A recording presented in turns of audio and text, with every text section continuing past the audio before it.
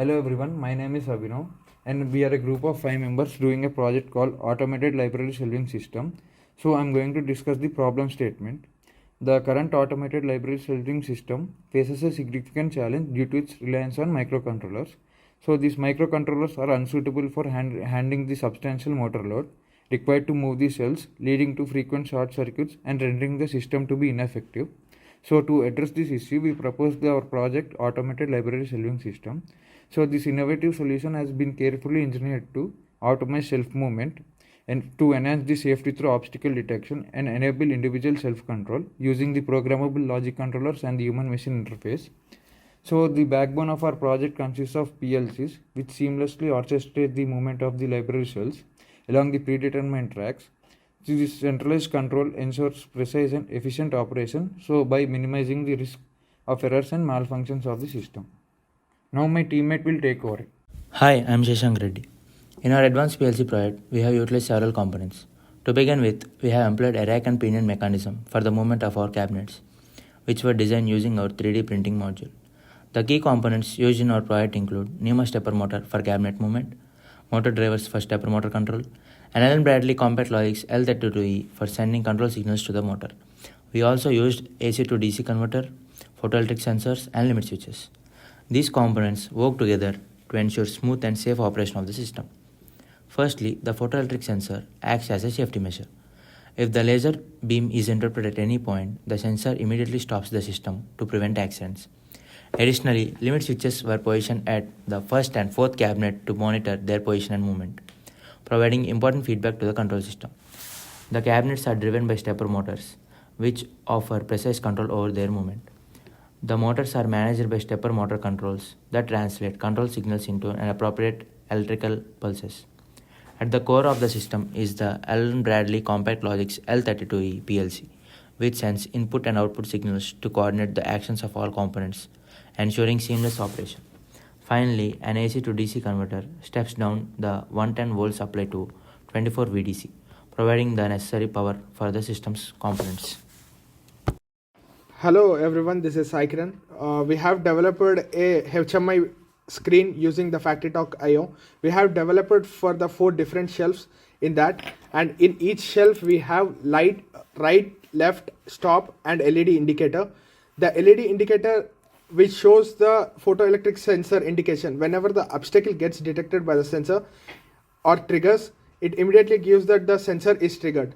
And also the left and right buttons are used respectively for moving the cabinet left or right, and stop button is used for making it stop, because if there is enough space between the 2 cabinets, we can use the stop button and it maintained until the person again presses the stop button.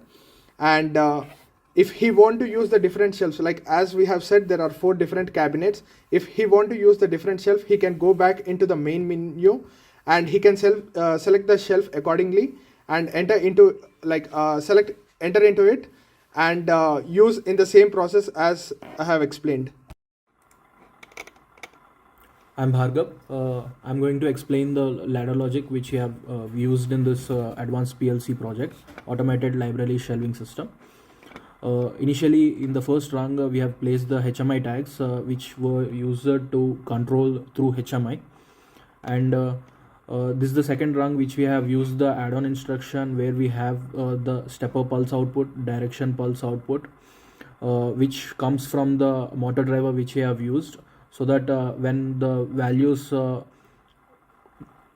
be energized into these outputs, then only the signals will be passed to the motor driver and let the motor be energized.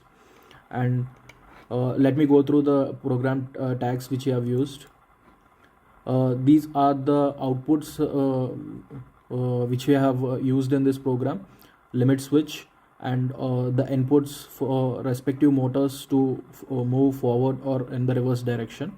And every cabinet have their own motor which is enabled by a stepper enable tag. And let me explain you the working. Initially in the third rung, we have placed the motor 1's input. Whenever we toggle this one, it goes through it and energize the HMI jog forward output, which is connected to our motor 1 motor 1. And similarly, when the reverse button is toggled, it would be energizing the HMI jog reverse output. In this, we have placed the stop button. Whenever the stop button is triggered, it would initially cut off the motor's movement.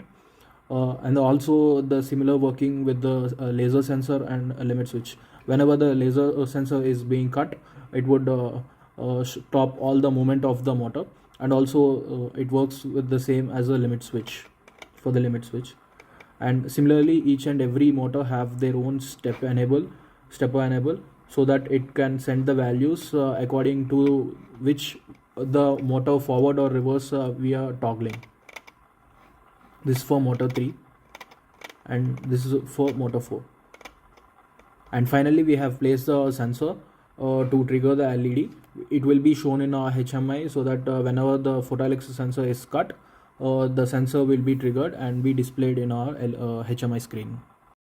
My name is Ravi Thakur. I am going to explain you the working of automated library shelving system. So we have implemented complex logics, and through complex logics we set output signal. Those output signals get converted into electric pulses to the driver, and this stepper motor controller driver will send the signals to the stepper motors, and that's how we control each and every library shelves. So let me show you by controlling the shelf 4. So we are moving the library shelf 4 as per our requirement, and we have provided this stop switch. If we want to stop the individual library shelf, we can stop it with that switch. And let's take a scenario where we have to go in between shelf 3 and shelf 4. So we will create a sufficient space so that we can go in between them. So we will create the sufficient space, and during this period, if in case library shelf reaches its limit, the limit switch get triggered, and it will stop the shelf by colliding to the wall.